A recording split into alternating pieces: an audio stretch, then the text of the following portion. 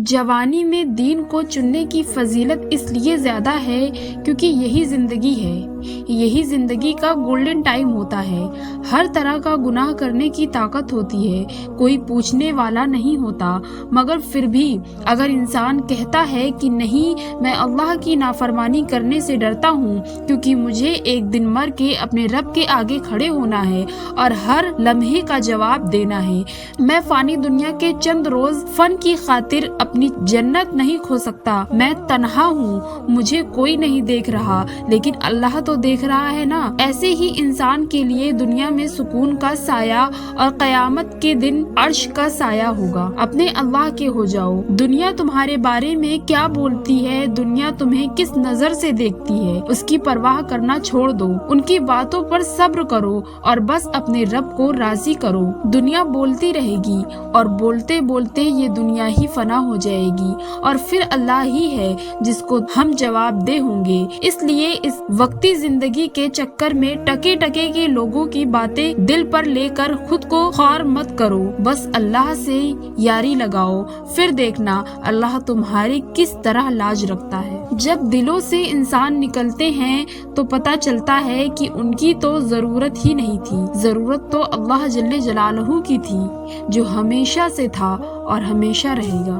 دعائیں کروائی نہیں جاتی، لی جاتی ہے، کسی کا مشکل وقت میں ساتھ دے کر، کسی کی مسکراہٹ کی وجہ بن کر۔ اور پتہ ہے رب کی خوبصورت صفت کیا ہے؟ جب ہم غفلتوں کے ٹوکرے اٹھا کر اس کے در پر جاتے ہیں تو وہ رد نہیں کرتا، پھٹکار نہیں دیتا، پچھلی توبہ نہیں یاد کرواتا، بھگا نہیں دیتا، وہ تو دل دیکھتا ہے، نیتوں کو پڑھتا ہے، ندامت کو، بندگی کو بھانپ لیتا ہے اور معاف کر دیتا ہے۔ اور جب آپ ٹوٹتے ہیں تو کون آپ کو جوڑتا ہے، جب آپ روتے ہیں تو کون آپ کو دلاسا دیتا ہے، اور جب آپ بے بس ہو جاتے ہیں تو کون آپ کے لیے ناممکن کو ممکن میں بدلتا ہے، جب آپ بکھرتے ہیں تو کون آپ کو سمیٹتا ہے، جب آپ گرتے ہیں تو کون آپ کو سنبھالتا ہے۔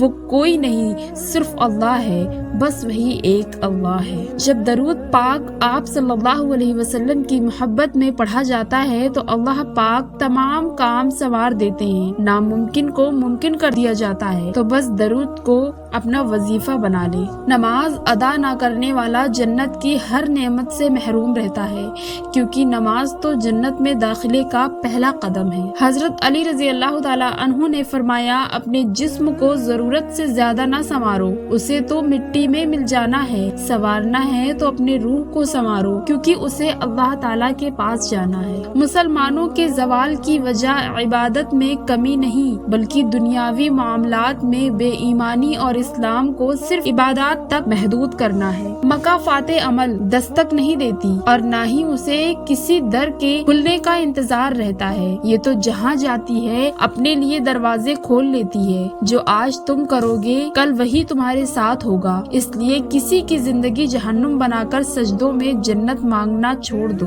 جب اللہ نے قرآن پاک میں فرمایا ہے کہ مجھ سے مانگو تو پھر انسان کیوں مایوس ہوتا ہے؟ پھر بھی انسان اللہ کو چھوڑ کر انسانوں سے کیوں امید لگاتا ہے؟ جب تک اللہ نہ چاہے کچھ حاصل نہیں ہو سکتا، اور جب اللہ راضی ہو جائے تو پھر کچھ لا حاصل نہیں رہ سکتا۔ اس لیے دعا یقین سے مانگو اور پھر صبر کرو کہ تم نے مالک کائنات سے مانگا ہے، جس کے پاس تمہیں دینے کے لیے وسیع خزانے ہیں، وہ تو بس تمہاری پکار کا منتظر ہے۔ اللہ کا وعدہ، ضرور قبول ہوگی تمہاری دعائیں، یہ وعدہ ہے اللہ کا۔ اللہ تمہاری بہتری کے لیے تاخیر ضرور کرتا ہے لیکن وہ بھولتا نہیں۔ تنہائی اللہ کے قریب کرتی ہے۔ لوگوں کے چھوڑ جانے سے گھبرایا نہ کرو، جب ساتھ کوئی نہ ہو تو دل خود ہی اللہ کی طرف رجوع کرنے لگتا ہے، ہم خود ہی اپنی باتیں اللہ سے شیئر کرنے لگتے ہیں۔ وہ آنسو جو سارا دن روک کر رکھے ہوتے ہیں وہ رات کو اللہ کو اپنی کہانی سناتے ہوئے خود بسنے لگتے ہیں۔ اس لیے خود کو تنہا محسوس مت کیا کرو،